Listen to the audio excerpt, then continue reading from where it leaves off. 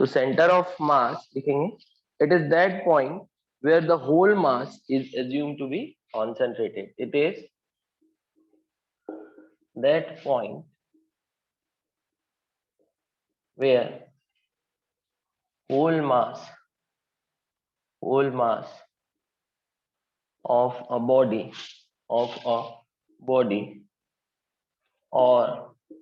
a particle system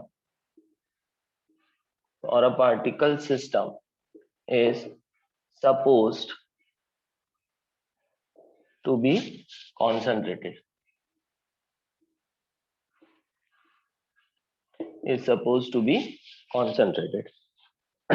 centre of मास वो point होगा बेटा जहां पर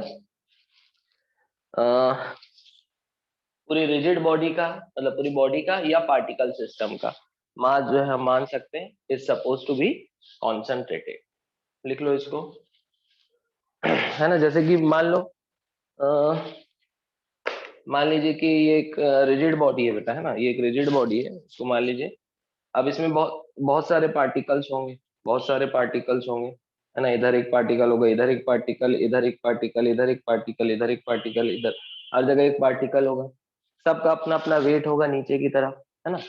अब मुझे अगर इसको बैलेंस करना है ना, तो मुझे हर एक पार्टिकल के मास को, मतलब मुझे इन पार्टिकल्स के नीचे इन पार्टिकल्स के वेट को अगर बैलेंस करना है तो मुझे अलग अलग पॉइंट्स में फोर्स लगा के, ठीक है, पार्टिकल्स के वेट के इफेक्ट को क्या करना पड़ेगा, काउंटर बैलेंस करना पड़ेगा।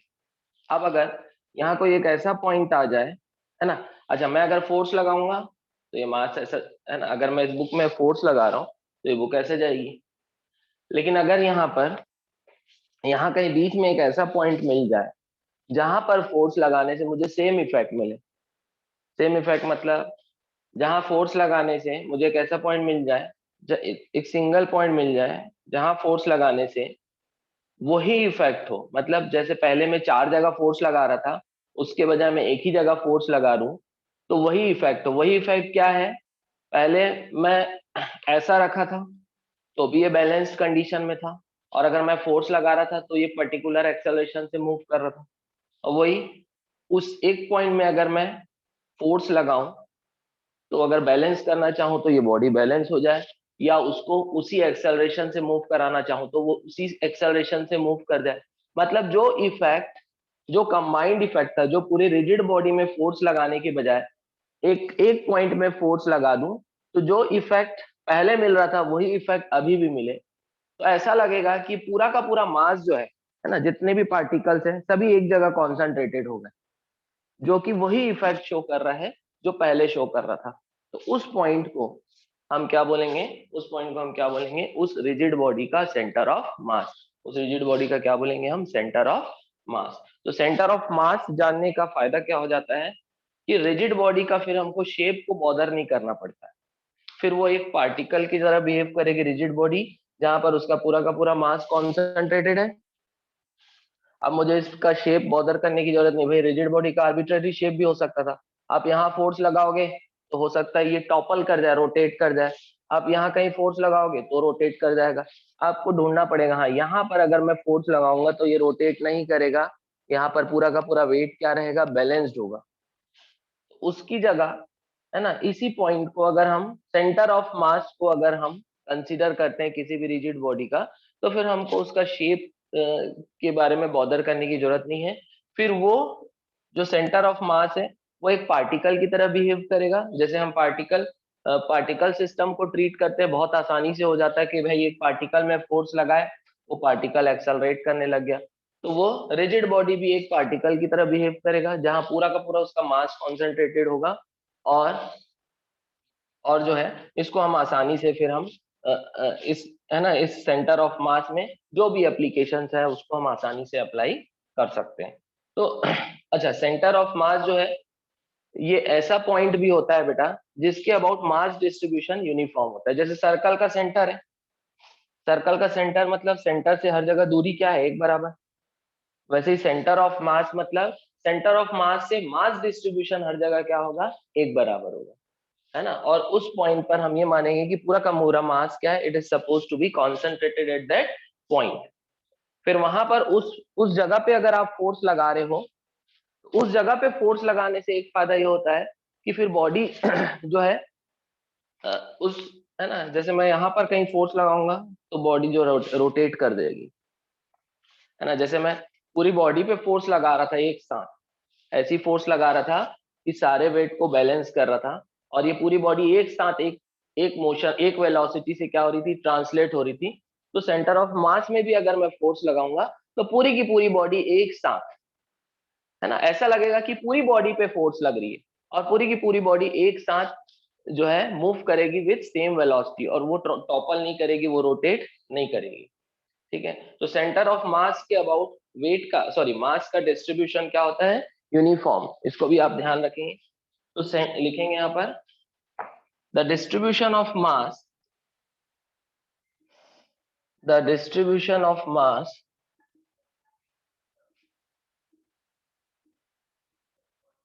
around center of mass, around center of mass is uniform. The distribution of mass around center of mass is uniform. Next लिखेंगे सेंटर ऑफ मास बेटा किसी बॉडी के अंदर भी पाया जा सकता है और बाहर भी पाया जा सकता है। लिखेंगे centre of mass may lie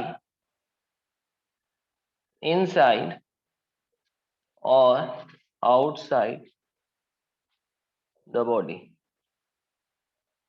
centre of mass may lie inside or outside the body. जैसे रिंग के केस में देखोगे, ये रिंग है, सेंटर ऑफ मास यहाँ पाया जाएगा, तो ये तो बाहरी पोर्शन होगी ना। रिंग का जो मास है, रिंग की जो बॉडी है ना, रिंग का जो मटेरियल है वो सिर्फ कहाँ पर है, पेरीफेरी में, तो आउटसाइड द बॉडी है। जबकि वही डिस्क के केस में सेंटर ऑफ मास कहाँ आएगा, उसके ज्योमेट्रिकल सेंटर में, तो इन द बॉडी। तो रिंग के केस में ऐसा कोई भी पॉइंट नहीं मिलेगा आपको जिसपे अगर फोर्स लगाओगे, है ना, एक पॉइंट में अगर फोर्स लगाओगे तो रिंग का वेट बैलेंस हो जाए, रिंग रोटेट ना करे, है ना, कहीं भी नहीं लगा सकते क्योंकि सेंटर ऑफ मास उसकी बॉडी के बाहर है ना। आप देख सकते हो उसको बैलेंस करके नहीं होगा। वैसे डिस्क बैलेंस हो जाएगा, डिस्क में एक पॉइंट ऐसा मिल जाएगा जहां पर फोर्स लगाने से वो बैलेंस हो जाएगा, और जिसपे अगर फोर्स लगाओगे तो जो है बॉडी जो है वैसे ही मूव करेगी, जैसे अलग अलग जगह पे फोर्स लगाते तो बॉडी मूव करती, वैसे ही इस पॉइंट पर अगर फोर्स लगाओगे तो भी बॉडी वैसे ही मूव करेगी। ऐसा बिहेव करेगी बॉडी की पूरा का पूरा मास कहाँ कॉन्सेंट्रेटेड है, उसके सेंटर पे। लिख लीजिए यहां तक। लिखेंगे position of centre of mass of large number of particles. Position of centre of mass of large number of particles. बहुत सारे पार्टिकल का एक सिस्टम है, उस पार्टिकल सिस्टम की सेंटर ऑफ मास की पोजीशन क्या है ना। मान लो कि एक मास है बेटा m1, ठीक है, एक ये मास है m2, ठीक है, यहाँ पर एक मास है m3, वैसे ही यहाँ कहीं एक मास है mn। मान लो कि n नंबर ऑफ पार्टिकल्स है। अब हम आर्बिट्रेरी कहीं पर भी एक ओरिजिन चूज कर सकते हैं, क्योंकि पोजीशन बताने के लिए आपको ओरिजिन चाहिए, है ना, रेफरेंस पॉइंट चाहिए।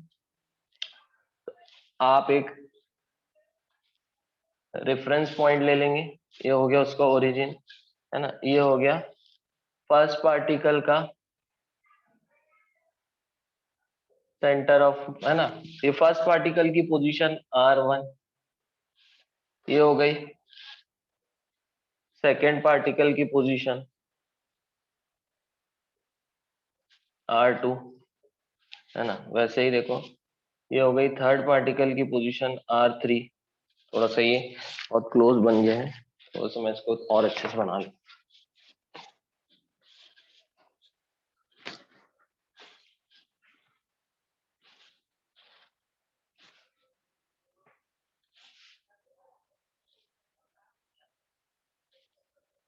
r1, है ना, मास है m1, ठीक है। यहाँ पर देखिए r2 m2, है ना, ये है M3R3 और ये है ना, ये nth पार्टिकल है और Rn, ऐसा मान लीजिए। ठीक है, अब है ना n पार्टिकल्स है, n पार्टिकल का एक सिस्टम है। ठीक, अब मान लीजिए कि इनका सेंटर ऑफ मास यहाँ कहीं है ना, ये है मान लो, है ना, centre of mass. Centre of mass की जो लोकेशन है वो RCM। सेंटर ऑफ मास की लोकेशन क्या है? RCM। सेंटर ऑफ मास की जो लोकेशन है वो है क्या है? RCM। तो RCM जो होता है बेटा, है ना, RCM जो होता है, position of centre of mass, is equal to M1R1 plus M2R2 plus dash dash dash MnRn upon total mass of the particle system, that is M1 plus M2 plus dash dash dash Mn, है ना। अब ये पूरे को मैं capital M लिख सकता हूँ, M1 plus M2 plus M3 plus dash dash dash Mn, that is sum of masses of all the particles। इसको कैपिटल M लिख के यहाँ शिफ्ट कर सकता हूँ, M into RCM is equal to M1R1 plus M2R2 plus dash dash dash plus MnRn, है ना। Main ये है, देखो क्या मिल रहा है इससे, सेंटर ऑफ मास की पोजीशन, है ना, RCM सेंटर ऑफ मास की पोजीशन। ये फॉर्मूला मेन है, नोट कर लो इसको। और ये जो क्वांटिटी बेटा M इंटू आर, इसको बोलते हैं moment of mass. Moment of mass मतलब turning effect of mass. This is turning effect of first mass, है ना। M1 का turning effect with respect to origin, origin से देखूंगा तो ये मास के कारण ऐसा टर्न होते दिखेगा। M2 जो है turning effect of second mass, Mn is the turning effect of nth मास, है ना। M3 is the turning effect of third mass and, है ना। और ये जो है, sorry, M1R1 is turning effect of first mass, M2R2 is turning effect of second mass, MnRn is the turning effect of third mass, है ना। सारे सारे मासेस का टर्निंग इफेक्ट का सम इसके बराबर होता है turning effect of centre sir of mass. आवाज नहीं आ रही आपकी। आवाज नहीं आ रही? सर अब आ रही है। तो सारे मासेस का टर्निंग इफेक्ट का वेक्टर सम किसके बराबर होगा? Turning effect of centre of मास। ठीक है, तो ये मेन इंपॉर्टेंट फॉर्मूला है, पोजीशन ऑफ सेंटर ऑफ मास। अच्छा, ये जनरल फॉर्मूला है बेटा, सेंटर ऑफ मास, है ना। पहले इसको लिख लो, फिर आगे समझाऊंगा मैं इसको। यहां तक हो गया आप लोगों का?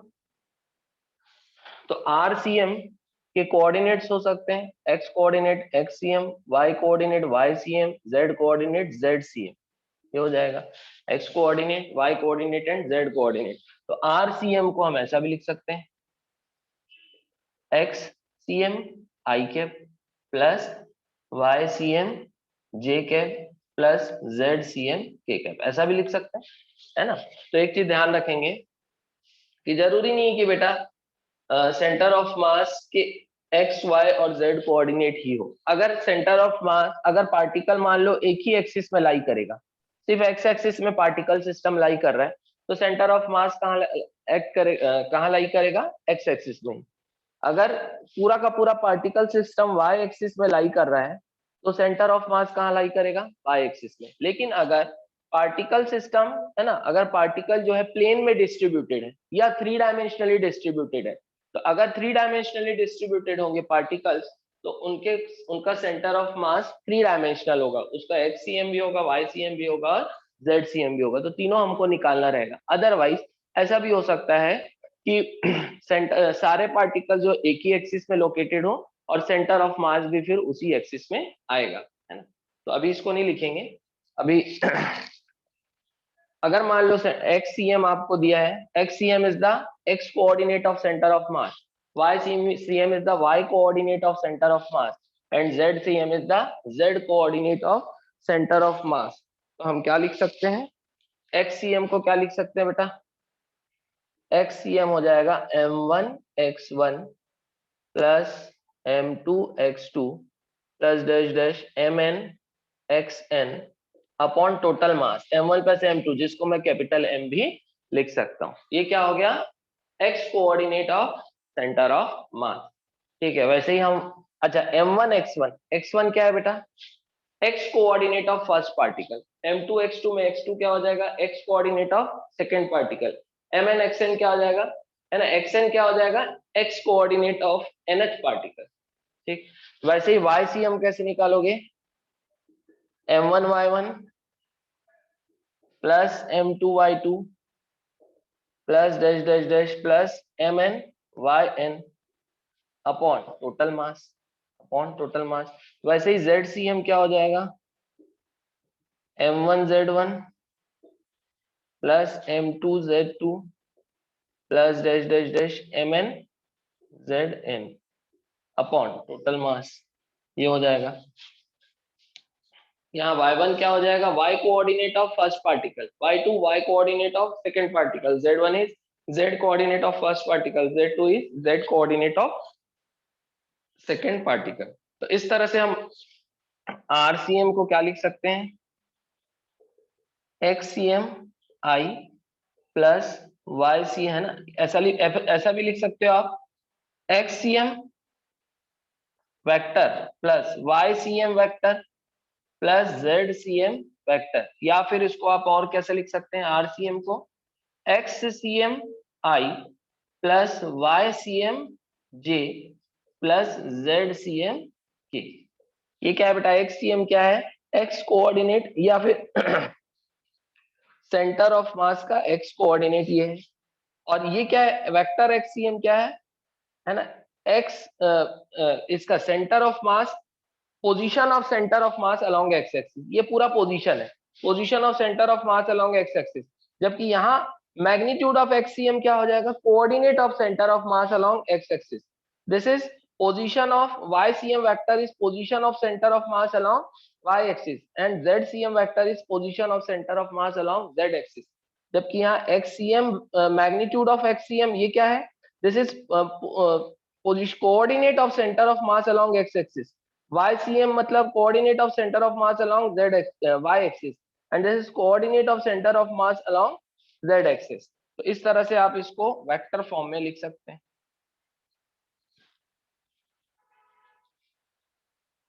क्लियर है यहाँ तक आप लोगों को?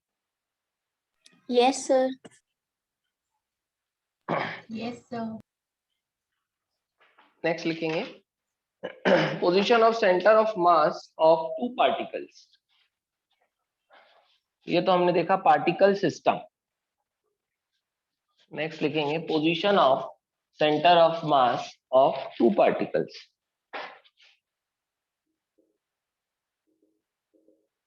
Position of centre of mass of two particles. Position of centre of mass of two particles. दो पार्टिकल का सेंटर ऑफ मास की पोजीशन, ये हम कैसे निकालेंगे, position of centre of mass of two particles, है ना। मान लो कि बेटा दो पार्टिकल सिस्टम है, एक हो गया M1 और एक हो गया M2, है ना। और अब दो पार्टिकल है तो दो पार्टिकल तो एक ही एक्सिस में लाई करेंगे, दो से ज्यादा पार्टिकल होंगे तो फिर प्लेन में लाई कर सकते हैं, लेकिन अगर दो पार्टिकल है तो एक ही एक्सिस में लाई करेंगे। तो मान लीजिए कि ये दो पार्टिकल जो है एक्स एक्सिस में लाई कर रहे हैं। अगर दो पार्टिकल है तो किसी एक ही एक्सिस में लाई करेंगे और उसी एक्सिस में ही इनका सेंटर ऑफ मास पाया जाएगा। ठीक, अब मान लीजिए ये ओरिजिन है, ये ओरिजिन है बेटा, यहाँ पर ये ओरिजिन है मान लीजिए, है ना। ये एक्स एक्सिस हो गया, ये हो गया एक्स एक्सिस, है ना। अब यहाँ पर M1 फर्स्ट पार्टिकल की जो पोजीशन है वो है मान लीजिए R1, इसको मैं X1 भी लिख सकता हूँ लेकिन जनरल लिखा हूँ R1। दूसरा जो पार्टिकल है उसकी पोजीशन है ओरिजिन के रिस्पेक्ट में R2, ये हो गया। अब मान लीजिए सेंटर ऑफ मास यहाँ लाई कर, ठीक है, एट डिस्टेंस M1 से सर्टेन डिस्टेंस में, ठीक है, सेंटर ऑफ मास, ये है सेंटर ऑफ मास की position, if this is the position of centre of मास। और दोनों के, ये दोनों पार्टिकल के बीच का डिस्टेंस है मान लीजिए स्मॉल d, दोनों पार्टिकल के बीच का डिस्टेंस है स्मॉल d। तो यहाँ से position of centre of mass, position of centre of mass with respect to origin is RCM. Suppose position of centre of mass with respect to origin is RCM. तो यहाँ से RCM क्या हो जाएगा बेटा, m1r1, m1r1 क्या है, first particle की position with respect to origin, plus m2r2, r2 क्या है, सेकेंड पार्टिकल की position with respect to origin, upon total mass m1 plus m2, अपॉन टोटल मास क्या हो जाएगा, m1 प्लस m2, ये हो जाएगा। इसको हम ऐसा भी लिख सकते हैं, अगर ये x एक्सिस है तो इसको सीधा सीधा आप ऐसा लिख सकते हो, xcm, that is position of centre of mass along x axis. क्या आ जाएगा, है ना। इसको अगर मैं R1 ले रहा हूं तो R1, या फिर इसको अगर मैं x1 बोल रहा हूं, इसको मैं x1 बोल दिया और यहां से यहां तक का क्या बोल दिया, x2 बोल दिया, तो मैं इसको ऐसा लिख सकता हूं, m1 x1 plus m2 x2 upon m1 plus m2। ऐसा कब लिखूंगा, जब मैं R1 को क्या बोल रहा हूँ, x1, और R2 को क्या बोल रहा हूँ, x2। तो आपको xcm निकालने की जरूरत पड़ेगी, क्यों, क्योंकि ये दोनों पार्टिकल अगर दिया हुआ है कि ये दोनों x एक्सिस में लाई कर रहे हैं, तो इनका सेंटर ऑफ मास भी कहाँ आएगा, x एक्सिस में ही आएगा, और इन दोनों के बीच में कहीं आएगा। पहले ऐसा लिख लीजिए आप लोग, m1 x1 plus m2 x2 upon m1 plus m2।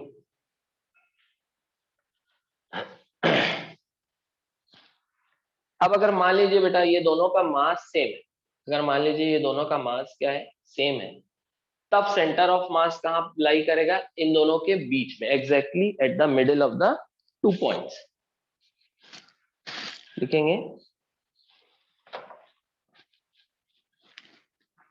if the mass, लिखेंगे, if the masses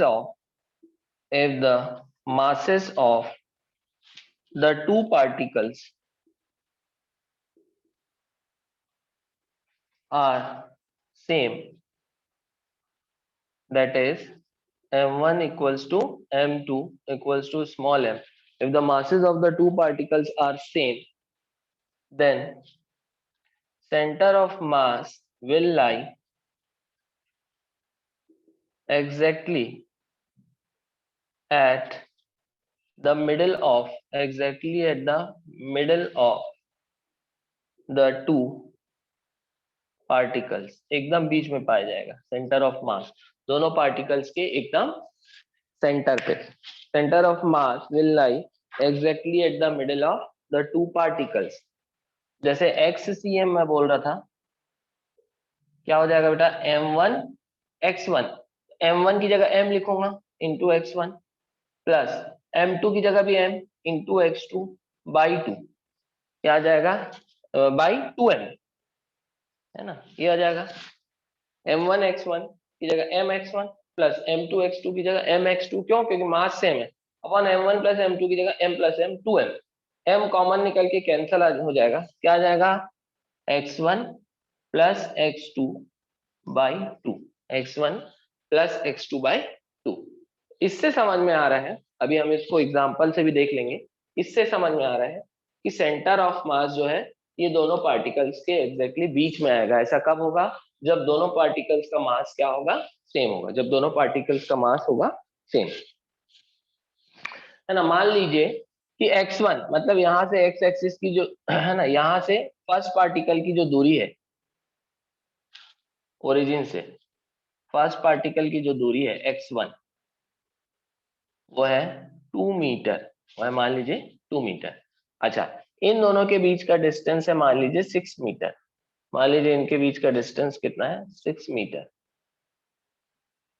तो ऑब्वियसली इस पार्टिकल की ओरिजिन से दूरी कितनी हो जाएगी, x2 कितनी हो जाएगी, 8 मीटर, 6 प्लस 2 8 मीटर, x2 कितनी आ जाएगी, 8 मीटर। तो यहां से अगर दोनों का मास सेम है बेटा, तो सेंटर ऑफ मास कहाँ होगा, x1 plus x2 by 2, x1 कितना है 2, x2 कितना है 8 बाई 2, 2 प्लस 8 मतलब 10, 10 बाई 2 मतलब 5।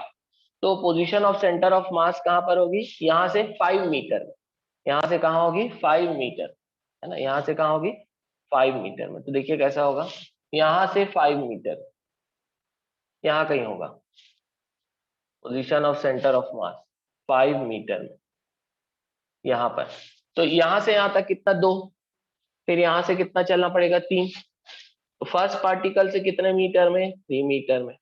अब क्योंकि दोनों के बीच की गैप कितनी है 6 मीटर की, तो यहाँ से ये 3 मीटर है तो यहाँ से भी क्या होगा 3 मीटर होगा।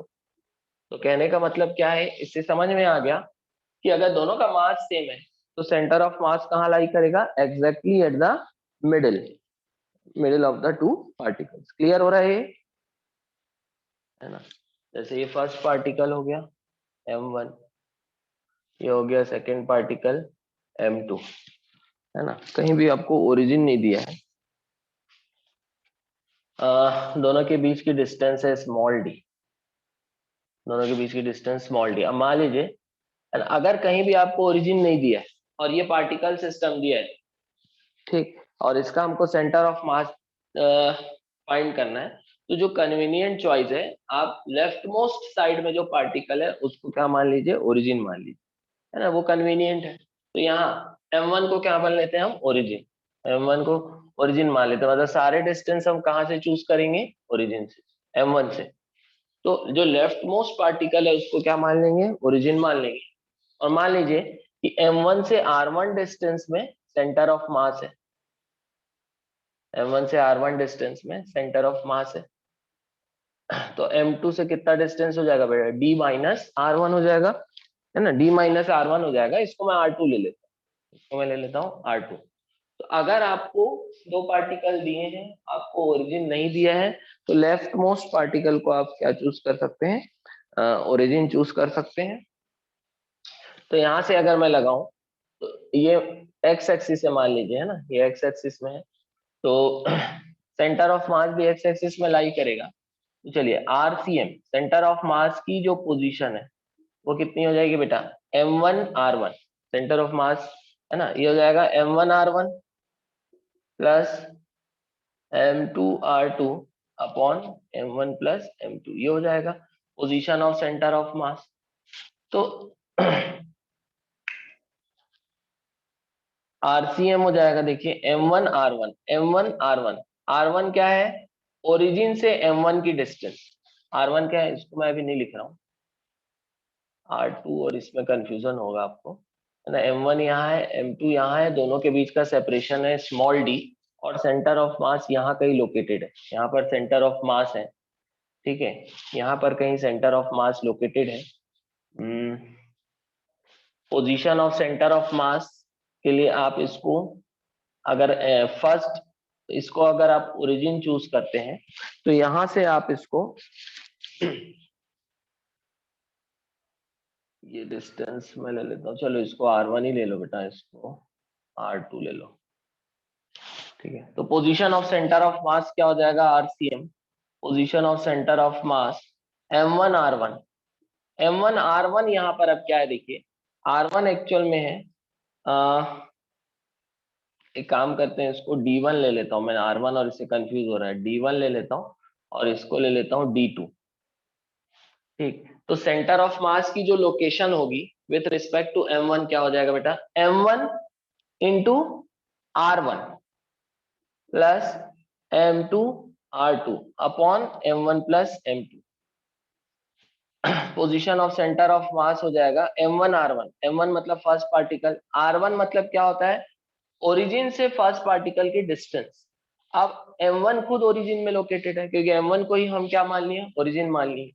तो m1 r1, r1 वाला पार्ट क्या हो गया बेटा, 0, plus m2 r2 plus m2 r2, तो यहां से क्या हो जाएगा m2, ये हो गया, r2 मतलब ओरिजिन से सेकेंड पार्टिकल की डिस्टेंस, ओरिजिन से सेकेंड पार्टिकल की डिस्टेंस।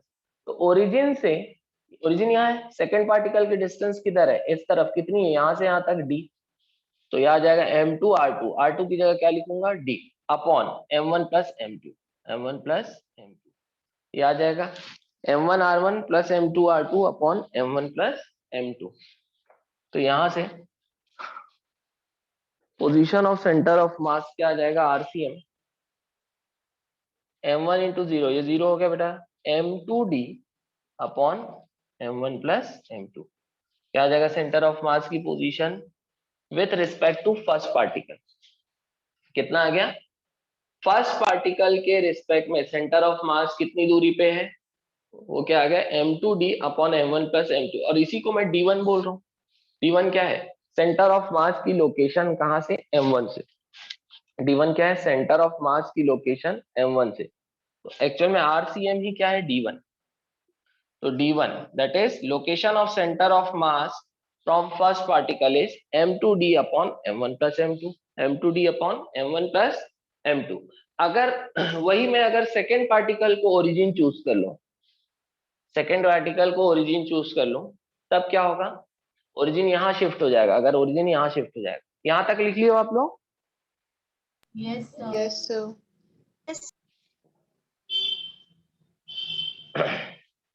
अगर सेकेंड पार्टिकल को मैं ओरिजिन चूज कर लूं तो क्या हो जाएगा बेटा, यहाँ से मैं ओरिजिन चूज कर लिया इसको, ये ओरिजिन हो गया है ना।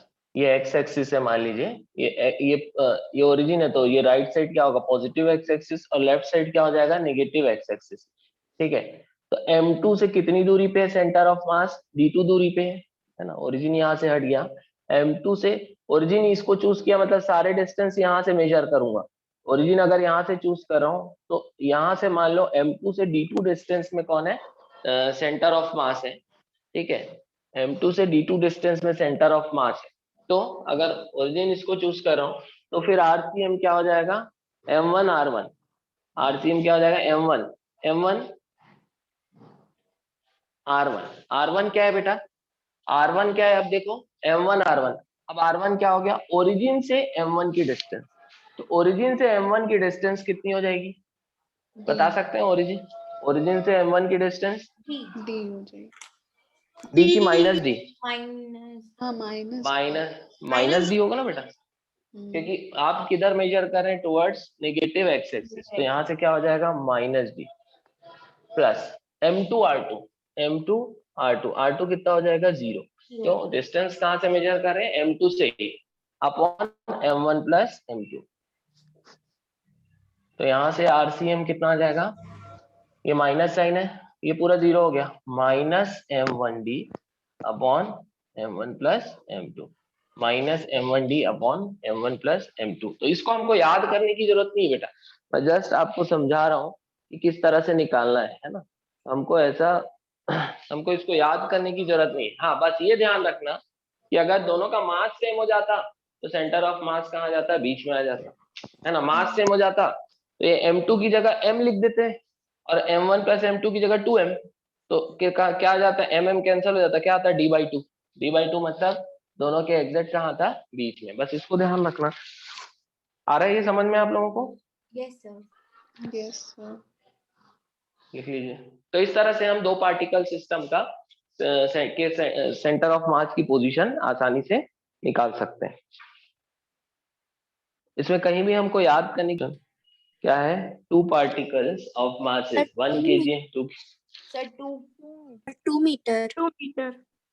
2 मीटर, लेकिन बेटा ओरिजिन बताना जरूरी, कहाँ से बता, चैट में आंसर देंगे बेटा। 2 particles of masses 1 kg and 2 kg are located at x equals to 0 and x equals to 3 meter. Find the position of their center of mass. अब यहाँ पर कोई ओरिजिन नहीं दिया है आपको। हाँ, यहाँ पर एक चीज दिया है कि जो 1 kg का मास है ये कहाँ लोकेटेड है, at x equals to 0, x axis में ओरिजिन पे, और दूसरा पार्टिकल कहाँ पर है, at x equals to 3 metre. मतलब ये दोनों पार्टिकल के बीच की दूरी 3 मीटर की है, दूसरा पार्टिकल है 2 kg का, दोनों के बीच की डिस्टेंस कितनी है, 3 मीटर की। ठीक है, क्योंकि एक ओरिजिन में है, दूसरा एक x इक्वल्स टू 3 मीटर में। ठीक, अब जो फर्स्ट केजी है, जो लेफ्ट मोस्ट पार्टिकल है, ऑप्शन तो आपको दिया नहीं है कि कहाँ से कितना दूर है, तो सीधा सीधा जो कन्वीनियंट चॉइस है ओरिजिन का वो लेंगे। x इक्वल्स टू 0 को हम क्या ले लेंगे, ओरिजिन। इसको ओरिजिन ले लो, मतलब डिस्टेंस आप कहाँ से बता रहे हो, 1 kg मास, डिस्टेंस बता रहे हो 1 kg मास से। ठीक है, अब क्योंकि ये पार्टिकल x एक्सिस में लाई कर रहे हैं इसलिए हमको सिर्फ xcm निकालना है बेटा। मैं तो जनरल आपको rcm से बता रहा था, लेकिन इस क्वेश्चन में क्लियर दिया है कौन से एक्सिस में, x एक्सिस में। तो x है ना, अगर ये दोनों पार्टिकल x एक्सिस में लाई कर रहे हैं तो सेंटर ऑफ मास भी x एक्सिस में लाई करेगा। तो xcm क्या हो जाएगा, m1 x1, m1 मतलब mass of first particle that is 1 kg into x1 क्या है 0, क्यों, x1 क्या है बेटा, x1 है फर्स्ट पार्टिकल की दूरी ओरिजिन से। अब क्योंकि फर्स्ट पार्टिकल खुद ओरिजिन में, इसलिए x1 क्या हो गया 0 प्लस m2 x2, m2 मतलब सेकेंड पार्टिकल का मास 2 kg इंटू x2 मतलब सेकेंड पार्टिकल की दूरी कहाँ से, ओरिजिन से। तो ये डिस्टेंस हो गया कितना 3 मीटर अपॉन टोटल मास कितना हो गया 1 + 2 3, कितना आ गया बेटा 6/3, कितना आ गया 6/3 2 मीटर। मतलब सेंटर ऑफ मास की लोकेशन कहाँ है, ओरिजिन से 2 मीटर, ओरिजिन से 2 मीटर में यहाँ पर है centre of mass lying on X axis, है ना, और ओरिजिन से कितनी दूरी पे 2 मीटर, ओरिजिन से 2 मीटर दूरी पे, या फिर बोलो the position of centre of mass is 2 metre from 1 kg mass, it is 2 metre from 1 kg mass. आ रहा है ये समझ में आप लोगों को? Yes. क्या दिया आपको, 4 particles of masses m, 3m, 2m and 4m are placed on the vertices of a square of side L. Locate the center of mass. अब आप पहले center of mass बताइए बेटा in terms of coordinates. Centre of मास का x coordinate बताइए, centre of मास का y coordinate बताइए।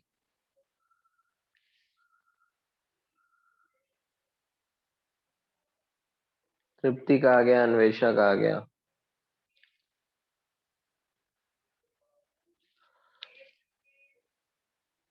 नहीं दिया है तो आप क्या करिए कि जो लेफ्ट मोस्ट पार्टिकल है, left most and lower most particle, it is the convenient choice for origin, इसको ओरिजिन ले लेते हैं। तो ये हो गया एक्स एक्सिस और ये हो गया वाई एक्सिस, ठीक है ना। अब इसको हमने ले लिया ओरिजिन, इसको ले लिया ओरिजिन, ठीक।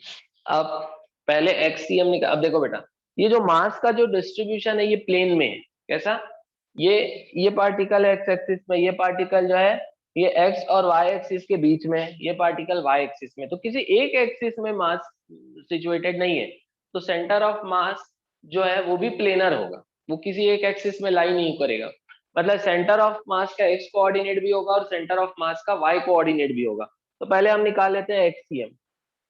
एक्ससीएम क्या होगा, m1x1 plus m2x2 plus m3x3 plus m4x4 upon total mass m1 plus m2 plus m3 plus m4, क्योंकि 4 पार्टिकल है इसलिए मैंने ऐसा लिखा है।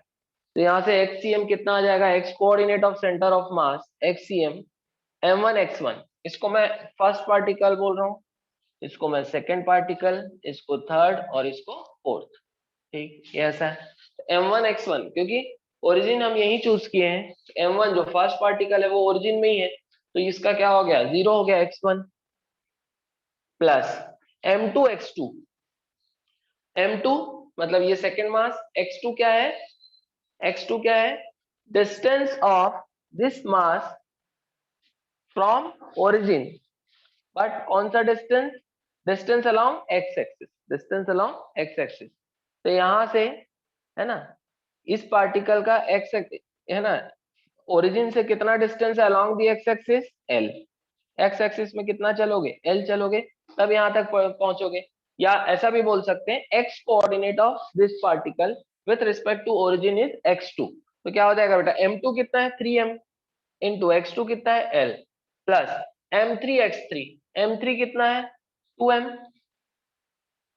इंटू x3, मतलब इस थर्ड पार्टिकल का x coordinate with respect to origin, इसके कोऑर्डिनेट्स क्या लिखूंगा, x कोऑर्डिनेट मतलब x में कितना चलना पड़ेगा l और y में कितना चलना पड़ेगा l, तो l कॉमा l, इसका x कोऑर्डिनेट भी l है और y कोऑर्डिनेट भी l है, तो x3 की जगह क्या लिखूंगा l प्लस m4x4, x4 मतलब इस फोर्थ पार्टिकल का x कोऑर्डिनेट, यहां ओरिजिन से आप चलोगे तो सिर्फ y एक्सिस में आपको चलना पड़ेगा, x एक्सिस में चलने की जरूरत नहीं है।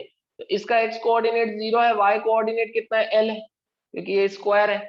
तो क्या आ जाएगा बेटा ये m4 इंटू 0 अपॉन टोटल मास कितना हो गया, है ना, इसका मास है m plus 3m, 4m plus 2 6m plus 4 10m, है ना। तो xcm कितना आ गया देखिए, ये पूरा 0, 3 ml प्लस 2 ml कितना आ गया 5 ml upon 10 m, mm cancel है ना, कितना आ गया बेटा L/2, मतलब सेंटर ऑफ मास का x कोऑर्डिनेट कहाँ लाई कर रहा है L/2, मतलब यहां से कितना चलोगे L/2 अलोंग x एक्सिस, तो क्या मिल जाएगा आपको सेंटर ऑफ मास का x कोऑर्डिनेट। अब सेंटर ऑफ मास का y कोऑर्डिनेट भी होगा, सेंटर ऑफ मास का y कोऑर्डिनेट भी होगा, तो y coordinate of centre of मास क्या हो जाएगा m1y1 plus m2y2 plus m3y3 plus m4y4 upon total मास।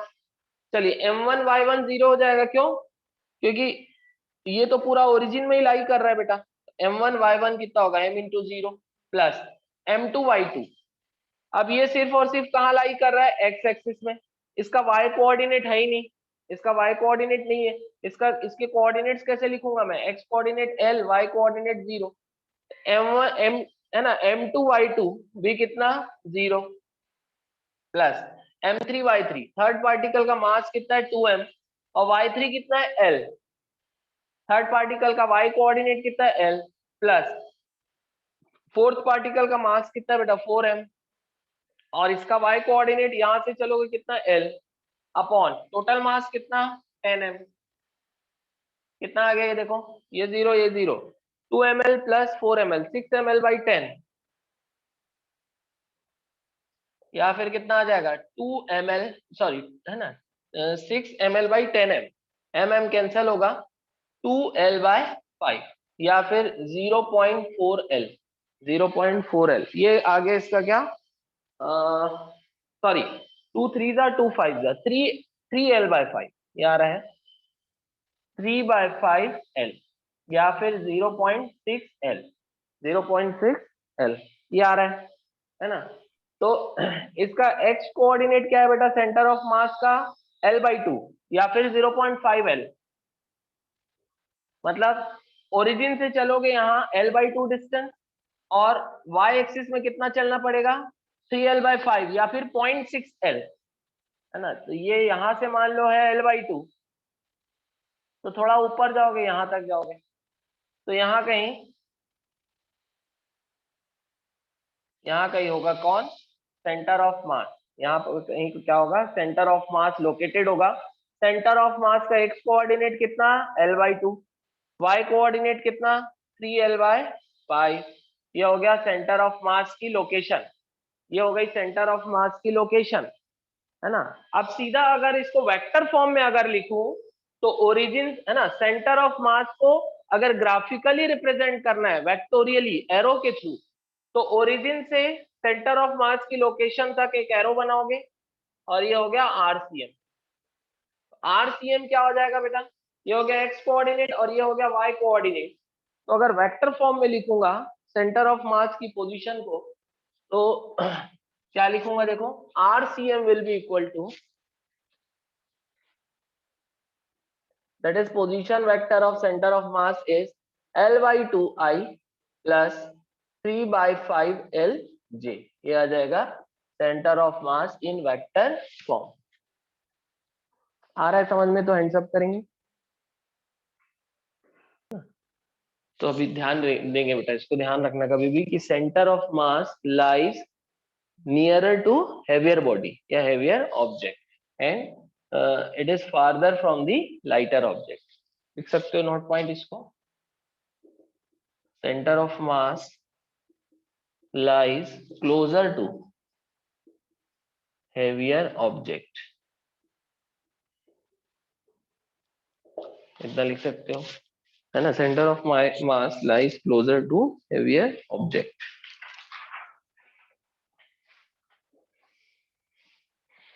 चलिए नेक्स्ट लिखेंगे अब next question,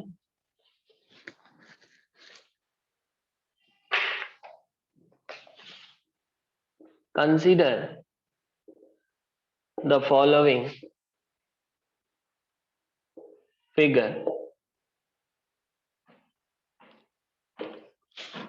full stop, locate CM, locate center of mass, consider the following figure, locate center of mass। है ना। एक equilateral triangle है बेटा,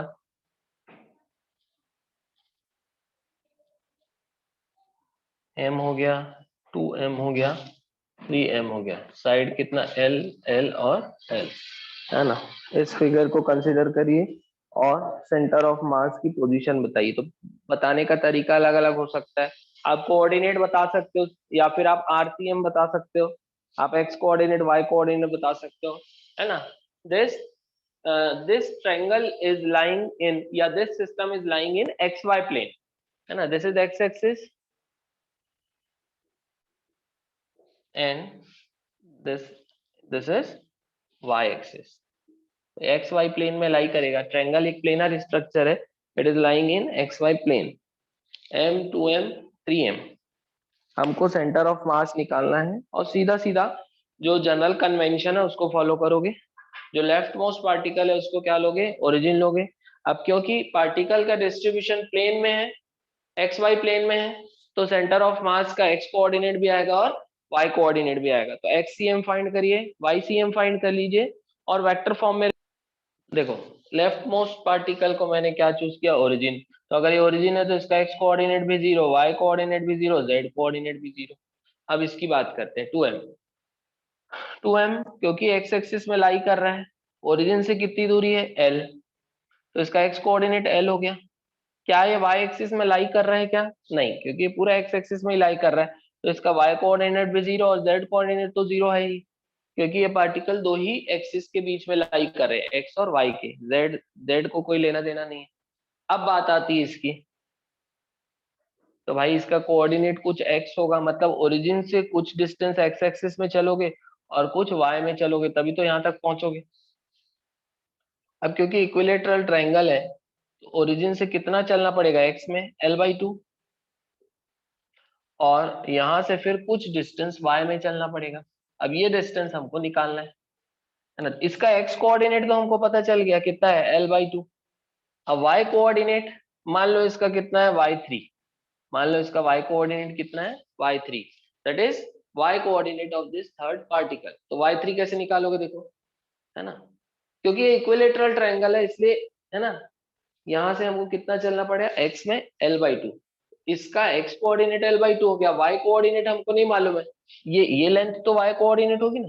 अब y3 कैसे निकालोगे, पाइथागोरस थ्योरम लगाओ, ये l हो गया, ये y3 हो गया, ये l/2 हो गया, ये परपेंडिकुलर होगा, ठीक है। ये y3 हमको निकालना है, पाइथागोरस थ्योरम लगेगा, ये y3 है बेटा, यहाँ पर कौन लोकेटेड है, 3m, है ना। ये डिस्टेंस है y3, ये कितना होगा, l/2, और ये कितना है, l, तो ये हाइपोटेनियस हो गया, ये परपेंडिकुलर हो गया, ये बेस हो गया, तो l square will be equal to l²/4, l/2 का स्क्वायर मतलब l²/4 प्लस y3 का होल स्क्वायर, ये आ जाएगा। क्या लगाया, पाइथागोरस थ्योरम, तो यहाँ से ये l² इधर जाएगा, कितना आ गया, तो ये l²/4 equals to y3², therefore y3 कितना आ जाएगा, √3/2l आ जाएगा। ये l² का रूट l, 4 का रूट 2, 3 का रूट √3, √3/2l, मतलब जो थर्ड पार्टिकल है इसका y कोऑर्डिनेट कितना आ गया, √3/2l। अभी ये क्लियर हुआ कोऑर्डिनेट्स कैसे निकाले हम, Yes, sir. Yes sir. Yes sir. ठीक, ये हो गया।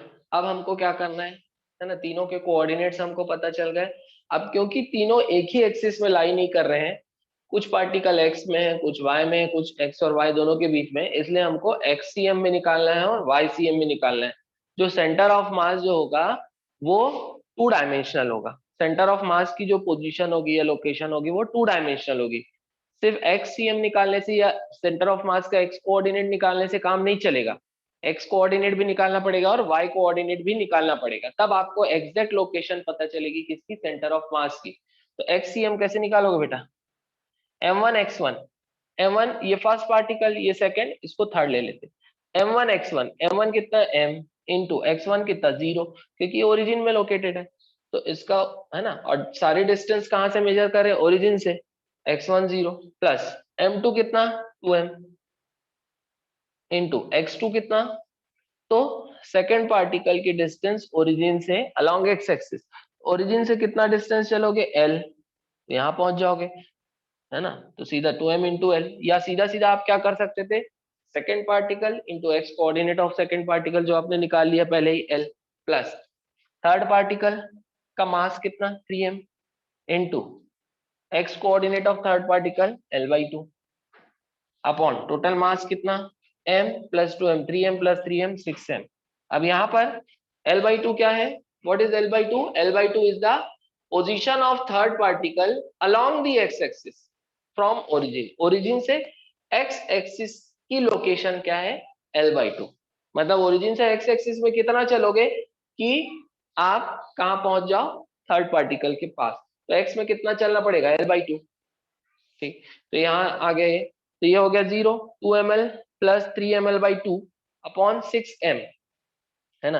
तो यहाँ से बेटा एलसीएम 2 ले लोगे तो 2, ये हो गया 2, 4 ml प्लस 3ml कितना आ गया 7 ml, और 2 नीचे है, 6 2 जा 12, क्या आ गया सीधा सीधा 7 ml/12, 7 ml/12 m कैंसल, क्या बचा 7l/12, क्या बचा 7l/12।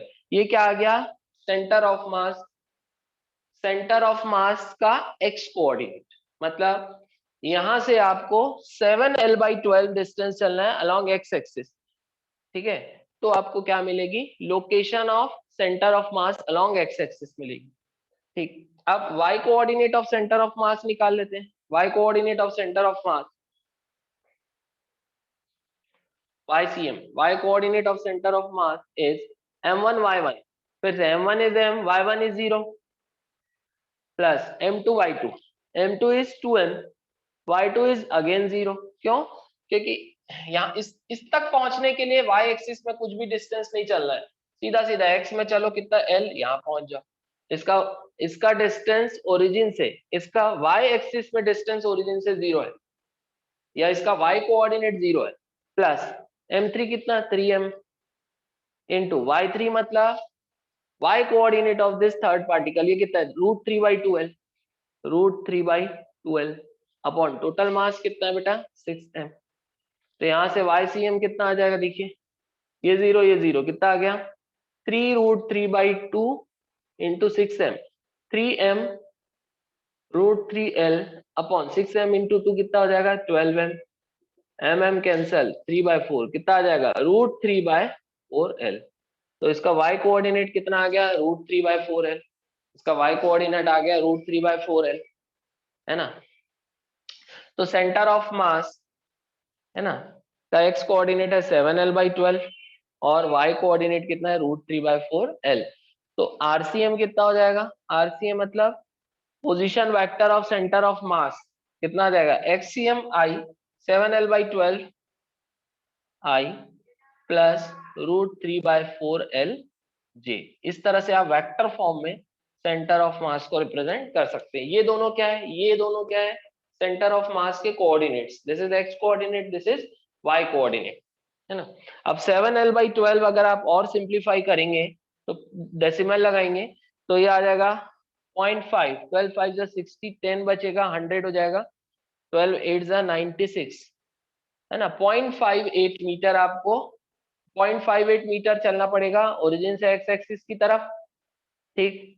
और YCM कितना दिया बेटा 1.√3/4l, तो 1.73/4l, तो ये आ जाएगा, है ना, ये 0.58l है, और ये कितना आ जाएगा पॉइंट लगाएंगे तो 17, 4 4 जा 16, 0.43 या 0.44l।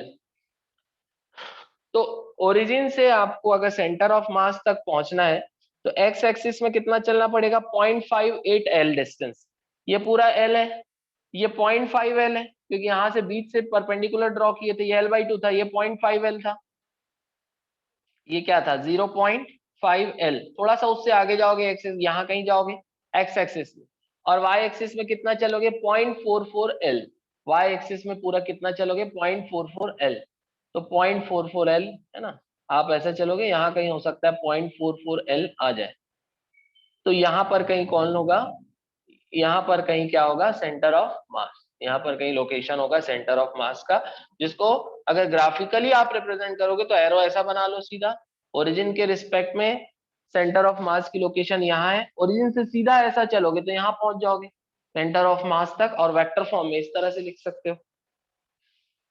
क्लियर हो रहा है ये?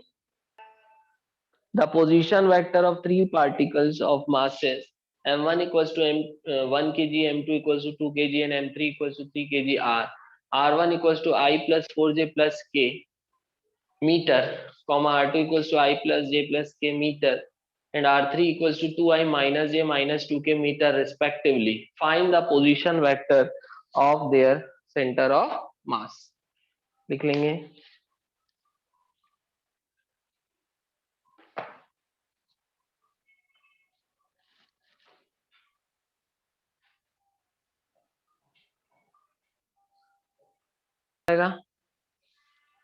RCM, that is position vector of center of mass, क्या आ जाएगा m1 r1, m1 कितना है 1 kg इंटू r1 कितना है बेटा I plus 4j plus k, सारी चीजें ऐसा यूनिट में ले रहे हैं, प्लस m2 r2, m2 कितना है 2 kg, r2 कितना है I plus j plus k, plus m3 कितना है 3 kg और r3 कितना है 2I minus j minus 2k, 2I minus j minus 2k upon total मास कितना है बेटा 1 plus 2 plus 3 6 अपॉन टोटल मास कितना आ गया 6। तो यहां से क्या आ गया देखो, RCM कितना आ गया, RCM आ गया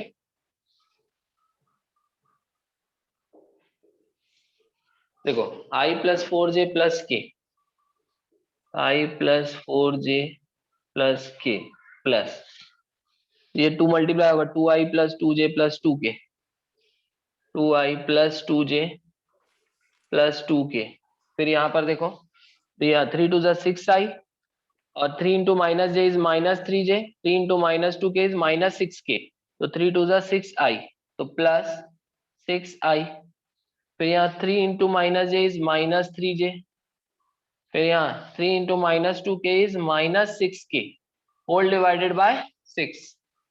अब इसको RCM को कैलकुलेट करेंगे, क्या आ जाएगा देखिए I प्लस 2I कितना आएगा बेटा 3I, 3I प्लस 6I कितना आएगा 9I, फिर 4j प्लस 2j कितना 6j, 6j minus 3j is plus 3j, फिर है ना k plus 2k is 3k, 3k minus 6k is minus 3k divided by 6।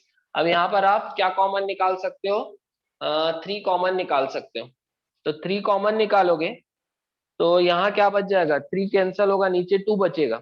अच्छा यहाँ 3 कॉमन निकलेगा तो यहाँ क्या बचेगा RCM, अगर मैं 3 कॉमन निकालूं तो यहाँ 3I बचा, प्लस 3 कॉमन निकल गया तो j माइनस k, और यहाँ क्योंकि 3 कॉमन निकल गया था तो 3 और ये 6 में कैंसिल होगा तो नीचे क्या बचेगा 2, तो 3I plus j minus k by 2, या फिर इसी को आप और कैसे लिख सकते हैं RCM हो जाएगा 3/2I plus 1/2j minus 1/2k, ये आ जाएगा RCM position vector of centre of मास। बेटा ये आप लोगों को दिख रहा है पूरा? Yes, sir. Yes, sir. है ना, तो 3/2 क्या है, 3/2 क्या है x coordinate of centre of मास, 1/2 क्या है y coordinate of centre of mass, and minus 1/2 क्या है z coordinate of centre of मास, ये आ जाएगा। अच्छा यहाँ पर देखो बेटा R1 क्या दिया है, position vector of first particle with respect to origin, तो यहाँ पर I क्या है फर्स्ट पार्टिकल का x कोऑर्डिनेट x1, यहाँ मतलब सॉरी I बोल रहा हूँ, I के सामने 1 है तो 1 क्या है यहाँ फर्स्ट पार्टिकल का x कोऑर्डिनेट, ठीक है। 4 क्या है फर्स्ट पार्टिकल का y कोऑर्डिनेट मतलब y1, और k के सामने कुछ नहीं मतलब 1 है, 1 क्या है z कोऑर्डिनेट थर्ड पार्टिकल का z कोऑर्डिनेट मतलब z1। वैसे ही यहाँ पर I j और k में 1 1 और 1, सेकेंड पार्टिकल का x कोऑर्डिनेट y कोऑर्डिनेट और z कोऑर्डिनेट तीनों क्या है 1 1 1, और यहाँ पर 2 -1 -2, 2 क्या है x coordinate of third particle, -1 is y coordinate of third particle and -2 is z coordinate of third particle. ठीक है, तो आप XCM ऐसे करके भी निकाल सकते हो। XCM कैसे निकाल सकते हो? M1x1 plus M2x2 plus M3x3 upon M1 plus M2 plus M3 करके XCM निकालोगे तो भी कितना आएगा? 3/2 करके देख लीजिए इसको। x कोऑर्डिनेट, अगर आपको सेंटर ऑफ मास का निकालना है x कोऑर्डिनेट, तो यहाँ से XCM कितना आ जाएगा? M1x1, M1 कितना दिया बेटा? 1 kg इंटू x1 कितना दिया आपको? 1, है ना, x1 कितना दिया आपको? 1 प्लस M2 मतलब 2 kg, x कोऑर्डिनेट कितना दिया है? 1 दिया है, प्लस M3 कितना है? 3 kg, और है ना M1x1 plus M2x2 plus M3x3, x3 मतलब थर्ड पार्टिकल का x कोऑर्डिनेट, ये कितना दिया आपको? 2 दिया है, अपॉन टोटल मास कितना है? 6, टोटल मास कितना है? 6 आ गया, टोटल मास 3 प्लस 2 प्लस 1 6 आ गया, है ना। तो ये आ जाएगा आपका M1x1 1 plus M2x2 2 plus M3x3, 3 2 जा 6 है बेटा, ये है ना 6 है ना। तो 6 2 8 और 1 9, 9/6 आ गया। देखो फिर से क्या कितना आ गया? 3 3 जा 3/2।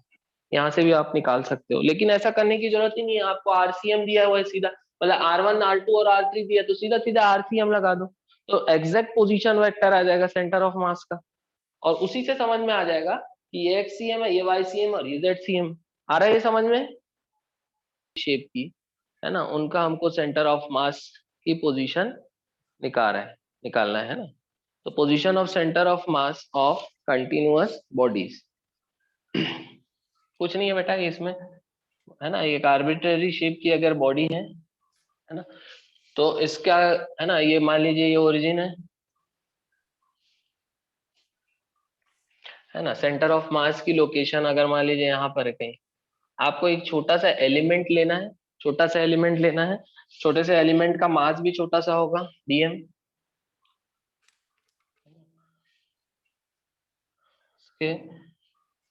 आपको इस छोटे से मास का x कोऑर्डिनेट निकालना है ना, इस छोटे से मास का y कोऑर्डिनेट देखना है। मान लीजिए इस छोटे से मास का x कोऑर्डिनेट है x, y कोऑर्डिनेट है y और z कोऑर्डिनेट है z, ये जो छोटा सा मास है, ठीक है। तो है ना, सेंटर ऑफ मास का x कोऑर्डिनेट क्या हो जाएगा? x coordinate of centre of mass will be equal to integration of x dm upon integration of dm। लिख लीजिए integration of x dm upon x dm। ये कैसे आया बेटा? देखो ये छोटा सा पार्टिकल है ना, इसका x कोऑर्डिनेट मान लीजिए x है, तो है ना, मतलब इसकी ओरिजिन से दूरी कितनी है? x है ना। तो लेकिन क्या रिजिड बॉडी एक ही छोटे से मास का बना होगा क्या? या एक ही छोटे से पार्टिकल का बना होगा क्या? ऐसे इनफाइनाइट पार्टिकल होगी, ये dm होगा, यहाँ इसका भी कुछ कोऑर्डिनेट होगा, x मान लो इसका x1 है, y1 और z1, ठीक है। तो हम कैसे निकालते हैं x coordinate? M1x1 plus M2x2 plus M3x3, M1x1 पहले वाले का मास कितना? dm इंटू x1, दूसरे वाले का मास dm इंटू x2, M1x है ना, M2x2, फिर एक ऐसी छोटा सा एक और होगा यहाँ कहीं dm, इसका x coordinate x3 y3 z3, तो इसका क्या लिखेंगे? M1 x1 M2 x2 M3 x3 में dm इंटू x3, ऐसे ही dmx बहुत छोटे छोटे इनफाइनाइट होंगे, तो हर एक पार्टिकल का हम dmx जो है ऐड नहीं कर सकते क्योंकि इनफाइनाइट नंबर है, तो उसकी जगह हम क्या करेंगे? इंटीग्रेट करेंगे। क्या आ जाएगा? Integration of x dm upon integration of dm। इस छोटे से मास को इंटीग्रेट कर रहा हूँ, मतलब छोटे मास को ऐड कर रहा हूँ, तो छोटे छोटे बहुत जितने भी मास होंगे, जितने भी पार्टिकल होंगे छोटे छोटे, उनको ऐड करूंगा तो पूरी रिजिड बॉडी का मास निकल जाएगा। तो इंटीग्रेशन ऑफ dm एक्चुअल में है क्या? रिजिड बॉडी का मास है, mass of the rigid body. वैसे ही सेंटर ऑफ मास का y कोऑर्डिनेट भी होगा, तो YCM क्या हो जाएगा बेटा? Integration of y dm upon integration of dm। अब वैसे z कोऑर्डिनेट क्या होगा सेंटर ऑफ मास का? Integration of z dm upon dm। तो इस तरह से आप इंटीग्रेट करके रिजिड बॉडीज का क्या निकाल सकते हैं? Position of centre of mass of continuous rigid bodies. लिख लीजिए इसको।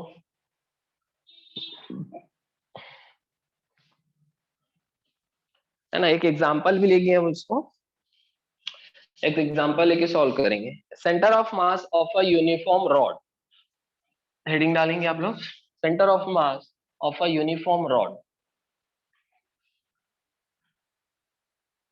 Centre of mass of a uniform rod. Uniform rod का मतलब जिसका मास डिस्ट्रीब्यूशन यूनिफॉर्म हो, ऐसा नहीं कि पतला सा फिर यहाँ मोटा हो जाए, ऐसा नहीं, ठीक है, एकदम एक जैसा मास डिस्ट्रीब्यूशन ऐसा, ठीक है। तो centre of mass of uniform rod, centre of mass of uniform rod, ठीक है। एक रॉड ले लेते हैं जिसका मास है कैपिटल एम और लेंथ है कैपिटल एल। ये बहुत पतला सा रॉड है बेटा, इसकी थिकनेस कंसीडर नहीं करेंगे, सिर्फ इसकी लेंथ कंसीडर करेंगे, है ना। इस रॉड का मास है कैपिटल एम और लेंथ है कैपिटल एल, ठीक। इसका जो वन एंड है ये ओरिजिन पे लाई कर रहा है, मतलब x इक्वल्स टू 0 पे, है ना, और ये x एक्सिस में लाई कर रहा है, तो ये जो इसका दूसरा एंड जो होगा वो x इक्वल्स टू l में होगा, क्योंकि ओवरऑल जो लेंथ है वो l है, ठीक है। अब यहाँ पर x इक्वल्स टू 0 से x डिस्टेंस पे एक छोटा सा मास है जिसकी लेंथ है dx, जिसकी लेंथ है dx, तो इसका मास कितना होगा dm, इसका मास कितना होगा dm होगा, है ना। तो x कोऑर्डिनेट है ना, तो इसकी पोजीशन x एक्स, देखो बेटा क्योंकि ये रॉड x एक्सिस में लाई कर रहा है ना, और इसकी कोई थिकनेस नहीं है, मतलब इसका y एक्सिस में कोई डायमेंशन नहीं है, ये बहुत पतला है, लेकिन मेरे को ऐसा दिखाना पड़ रहा है ये बहुत पतला है, ऐसा है, ये लीनियर है बस ऐसा है, लेकिन ऐसा नहीं दिखा रहा हूँ मैं, इसको थोड़ा मोटा दिखा रहा हूँ। तो क्योंकि ये एक्स एक्सिस में लाई कर रहा है इसलिए इसका सेंटर ऑफ मास भी कहाँ लाई करेगा, एक्स एक्सिस में। तो हमको सिर्फ एक्स सी एम निकालने की जरूरत है, वाई सी एम और जेड सी एम निकालने की जरूरत नहीं है, ठीक है। तो एक्स सी एम कैसे निकालेंगे, m1 x1 plus m2 x2 plus m3 x3, ऐसे करके छोटे छोटे पार्टिकल लेंगे, हर एक का डिस्टेंस है ना dx लेंथ के पार्टिकल लेंगे, हर एक का डिस्टेंस अलग होगा x1, वैसे किसी का x2 किसी का x3। तो कैसे निकालेंगे हम, x coordinate of centre of mass dm into x1 plus dm into x2 plus dm into, ये इनफाइनाइट तक जाएगा, तो उससे अच्छा हम क्या करेंगे बेटा, सीधा सीधा x dm का क्या करेंगे, इंटीग्रेशन। तो यहाँ से x dm क्या हो जाएगा, integration of x dm upon integration of dm। अच्छा, ये जो रॉड है इस पूरे रॉड का मास कितना है, कैपिटल है, मास ऑफ रॉड, पूरे रॉड का मास क्या है, कैपिटल M, ठीक। अब dm क्या है, ये dx लेंथ का मास है, ये जो छोटा सा पार्टिकल है एलिमेंट्री पार्टिकल, इसका मास है dm। इसको हम कैसे निकालेंगे, देखिए हमको मालूम है बेटा कि l लेंथ का मास है कितना, कैपिटल M, तो वन लेंथ का मास कितना होगा, m/l। ये क्या निकल गया, मास पर यूनिट लेंथ। मास पर यूनिट लेंथ निकालने का फायदा क्या है, इसकी मदद से हम कितनी भी लेंथ का मास निकाल सकते हैं। तो dx लेंथ का मास जिसको मैं dm बोल रहा हूँ वो कितना हो जाएगा, है ना, देयरफॉर dx लेंथ का मास जिसको मैं dm बोल रहा हूँ ये कितना हो जाएगा, मास per unit length into dx, ये हो जाएगा। तो dm की जगह क्या लिखूंगा बेटा, मास per unit length into dx, इसको यहाँ पर रख दूंगा किसकी जगह, dm की जगह, मास per unit length into dx क्या आ जाएगा, देखिए ये आ जाएगा, देयरफॉर xcm क्या आ जाएगा, integration of x dm, dm की जगह m/l into dx, m/l into dx upon integration of dm मतलब टोटल मास, टोटल मास कितना है, capital M, integration of dm का मतलब ही क्या है, total mass, total mass capital है। तो यहाँ से xcm क्या आ जाएगा, अच्छा लिमिट किसकी लगेगी, dx है तो लिमिट किसकी लगेगी, x की लोअर वैल्यू कितनी है 0 और अपर वैल्यू कितनी l, तो 0 से l हो गया है लिमिट। अब जो जो कांस्टेंट होता है वो इंटीग्रेशन के बाहर आएगा, m/l बाहर आएगा, m और m क्या हो जाएगा, कैंसिल हो जाएगा, क्या बचेगा बेटा, है ना, क्या बचेगा, देखो 1/l, क्या बचेगा इधर 1/l, ठीक है ना। देखो m/l बाहर, x अंदर रहेगा, वेरिएबल अंदर रहता है इंटीग्रेशन के, तो x वेरिएबल है, x अंदर रहेगा, m/l बाहर, m और m कैंसल, तो क्या बचा बाहर में 1/l, अंदर में क्या बचा, integration of x dx, limit is from 0 to l। तो यहाँ से XCM क्या हो गया 1/L, है ना। x का इंटीग्रेशन क्या होगा x²/2, है ना। लिमिट अब x²/2 में 2 को बाहर निकालो और x² में क्या लगाओगे लिमिट, तो XCM क्या हो जाएगा 1/2L। x² में क्या लगाते हैं, वेरिएबल में क्या लगाते हैं लिमिट, वेरिएबल के अलावा जो भी होता है उसको बाहर निकालते हैं स्क्वायर ब्रैकेट के, तो ये हो गया 0 और L। तो यहाँ से XCM क्या हो जाएगा देखिए 1/2L इंटू x² की जगह upper limit L² minus lower limit 0 का square, L² minus 0 square is L², L²/2L, XCM कितना आ गया L/2। तो सेंटर ऑफ मास कहाँ लोकेटेड होगा, exactly at the middle of the rod. तो इस तरह से हम रिजिड बॉडी का सेंटर ऑफ मास फाइंड कर सकते हैं। इसमें रॉड का इंपॉर्टेंट है, इसको ध्यान रखिए। क्लियर हो रहा है ये कैसे आया? Yes, sir. Yes, sir. Yes, sir. If an arrangement of particles or uniform body is symmetrical about both axes मतलब दो एक्सिस के अबाउट कोई पार्टिकल सिस्टम या फिर कोई एक रिजिड बॉडी ये सिमेट्रिकल है किसी दो एक्सिस के अबाउट या तीनों एक्सिस के अबाउट, तो सेंटर ऑफ मास कहाँ लाई करेगा बेटा, तीनों एक्सिस के पॉइंट ऑफ इंटरसेक्शन में। या फिर अगर दो एक्सिस के अबाउट सिमेट्रिकल है तो दो एक्सिस के पॉइंट ऑफ इंटरसेक्शन में सेंटर ऑफ मास लाई करेगा। आपको सेंटर ऑफ मास निकालने की फिर जरूरत नहीं है ना। एग्जांपल देख लेते हैं, है ना। जैसे ये M है, एक और M है, एक और M है, ये पार्टिकल सिस्टम है, ये है ना, ये ऐसा स्क्वायर के वर्टाइसेस में लोकेटेड है, 4 पार्टिकल्स हैं। तो ये पार्टिकल सिस्टम दो एक्सिस के अबाउट सिमेट्रिकल है, देखो यहाँ से y एक्सिस के अबाउट भी सिमेट्रिकल है, दोनों साइड इक्वली डिस्ट्रीब्यूटेड है, एंड x एक्सिस के अबाउट भी सिमेट्रिकल है। तो आपको सेंटर ऑफ मास निकालने की जरूरत नहीं है, दोनों का जहां पॉइंट ऑफ इंटरसेक्शन आएगा वही पॉइंट क्या होगा इनका सेंटर ऑफ मास। ये देखिए ये x एक्सिस है, ये y एक्सिस है, ये पॉइंट ऑफ इंटरसेक्शन है, तो यहाँ पर कौन लोकेटेड होगा, सेंटर ऑफ मास। क्लियर है ये? Yes. है ना। ये एग्जांपल फर्स्ट ले लो। सेकंड एग्जांपल अगर मैं लूं, एक सर्कुलर प्लेट है, a circular plate, circular plate, अगर ये सर्कुलर प्लेट एक मैं ले रहा हूं, है ना, ये भी दो एक्सिस के अबाउट सिमेट्रिकल है ना। बेटा एक्स और वाई याद करने की जरूरत नहीं है, दो एक्सिस बोलोगे तो ज्यादा बेटर रहेगा भाई। इसको मैं जेड एक्सिस भी ले सकता हूँ, इसको एक्स एक्सिस भी ले सकता हूँ, तो किसी भी दो एक्सिस के अबाउट सिमेट्रिकल हो या तीनों एक्सिस के अबाउट सिमेट्रिकल हो, तो सेंटर ऑफ मास जो होगा उन एक्सिस के पॉइंट ऑफ इंटरसेक्शन में लाई करेगा। ये भी दो एक्सिस के अबाउट सिमेट्रिकल है, अगर ये एक्स वाई प्लेन में लाई करेगा तो एक्स और वाई एक्सिस के अबाउट सिमेट्रिकल है, अगर ये एक्स जेड प्लेन में लाई करेगा तो एक्स और जेड एक्सिस के अबाउट सिमेट्रिकल है ना। ये मान लो एक्स एक्सिस है और ये मान लो वाई एक्सिस है, तो सेंटर ऑफ मास यहाँ लाई करेगा at the point of intersection of the two axis, मतलब इसके ज्योमेट्रिकल सेंटर में लाई करेगा।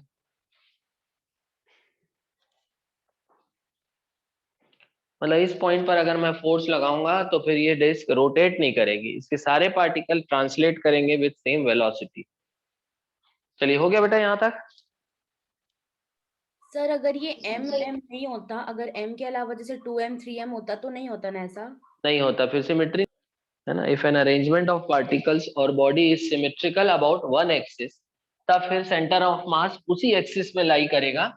आपको वही कोऑर्डिनेट निकालने की जरूरत है, आपको है ना, जिस कोऑर्डिनेट के अबाउट सिमेट्री है सेंटर ऑफ मास उसी जिस एक्सिस के अबाउट सिमेट्री है सेंटर ऑफ मास भी उसी एक्सिस में लाई करेगा।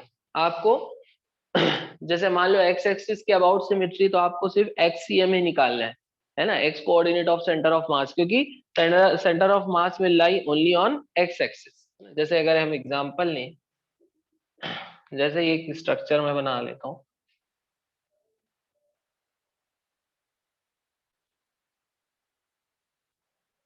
ठीक, ये बताइए बेटा ये कौन से एक्सिस के अबाउट सिमेट्रिकल दिख रहा है आपको?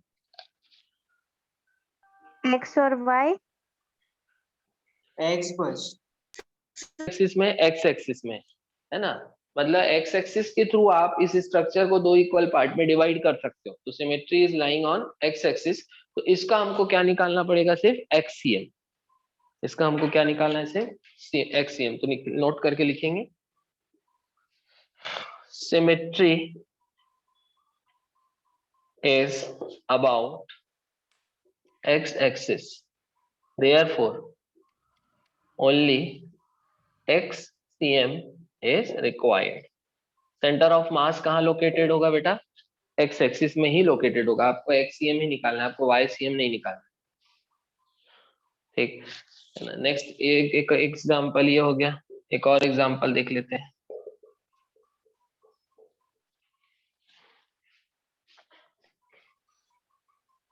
एक सर्कल है r रेडियस का, छोटा रेडियस है ना, और एक बड़ा सर्कल है, इसका सेंटर यहाँ है, ये 2r रेडियस का है ना, ये इसका डायमीटर है 2r और इसका डायमीटर है 4r। चलिए बताइए कौन से एक्सिस में सिमेट्री हमको दिख रही है, एक्स एक्सिस में दिख रही है ना, मतलब हॉरिजॉन्टल एक्सिस में ही सिमेट्री दिख रही है। तो यहाँ पर आपको सिर्फ और सिर्फ क्या निकालना है, एक्स कोऑर्डिनेट। सिर्फ और सिर्फ क्या निकालना है इसमें आपको, x coordinate, because centre of mass will lie only on X axis. लिखेंगे symmetry is about x-axis, therefore only xcm is required। therefore only xcm is required, लिख लेंगे इसको।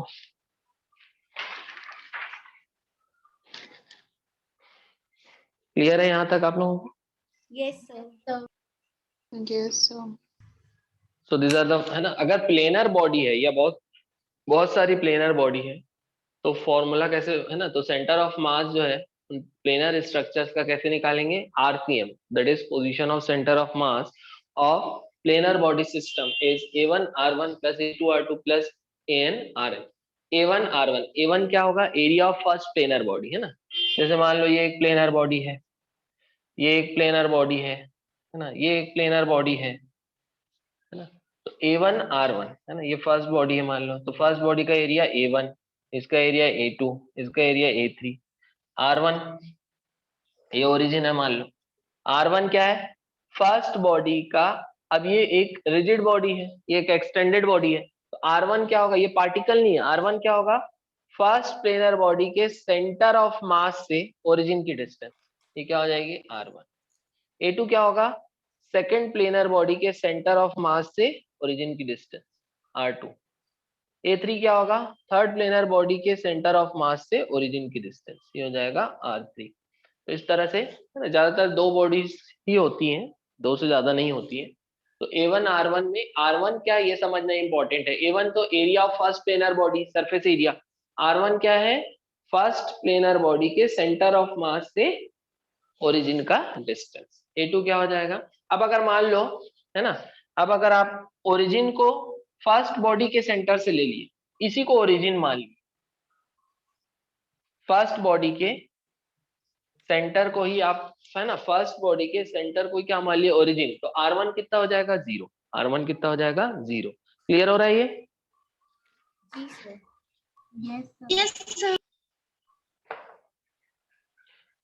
तो अब सेंटर ऑफ मास जो होगा अगर 3 डायमेंशनल है तो उसका xcm भी होगा। xcm क्या हो जाएगा बेटा, a1 x1 plus a2 x2 plus dash dash dash an xn upon total area a1 plus a2 plus dash dash dash an। ये क्या है, x coordinate of centre of mass, x coordinate of centre of mass. x1 क्या है, first body के centre of मास का x coordinate, first body के centre of मास का x coordinate. x2 क्या है, फर्स्ट बॉडी के सेंटर, सेकंड बॉडी के सेंटर ऑफ मास का x कोऑर्डिनेट। जैसे यहाँ पर हमने देखा था, ये एक बॉडी है, ये एक बॉडी है ना, ये एक बॉडी, ये ओरिजिन है ना, तो ये फर्स्ट बॉडी का सेंटर है ना, इसका x कोऑर्डिनेट ही होगा x1, ये सेकेंड बॉडी का सेंटर है, इसका x कोऑर्डिनेट होगा x2, है ना। ये थर्ड बॉडी का सेंटर है ना, इसका x कोऑर्डिनेट मान लो x3। तो x1 क्या है, फर्स्ट बॉडी के सेंटर का x कोऑर्डिनेट, x2 क्या है, सेकेंड बॉडी के सेंटर का x कोऑर्डिनेट, और x3 क्या है, थर्ड बॉडी के सेंटर का x कोऑर्डिनेट। आ रहा है ये समझ में? Yes sir. Yes, sir. ये हो गया XCM। वैसे ही YCM निकालोगे वैसे ही ZCM होगा। YCM क्या हो जाएगा, A1Y1 plus A2Y2 plus dash dash dash plus ANYN upon total area A1 plus A2 plus dash dash dash AN। वैसे ही Z coordinate of centre of मास निकालेंगे, A1Z1 plus A2Z2 plus dash dash dash ANZN upon total area A1 plus A2 plus dash dash plus AN, है ना। इसको question से और अच्छे से समझ में आएगा, लिख लीजिए पहले भी। हो गया बेटा, लिख लियो। Yes sir. Yes, sir. Two uniform discs made of same material and thickness of radii r and 2r are joined as shown in figure. Locate center of mass. अब आपको ओरिजिन नहीं दिया है तो सबसे कन्वीनियंट चॉइस होता है origin का, किसी एक डिस्क के सेंटर को ओरिजिन मान लो, किसी एक डिस्क के सेंटर को ओरिजिन मान के आप डिस्टेंस बताओ। ऑब्वियसली लेफ्ट मोस्ट जो डिस्क है उसके सेंटर को ओरिजिन चुनोगे, वो ज्यादा कन्वीनियंट होगा। अब इसको भी ओरिजिन ले सकते हो, लेकिन वो थोड़ा नेगेटिव एक्सिस में मेजर करोगे, तो उससे अच्छा आप सीधा सीधा इसके फर्स्ट डिस्क के सेंटर को ओरिजिन चूज करो और यहां से आप सेंटर ऑफ मास की लोकेशन बताओगे। चलिए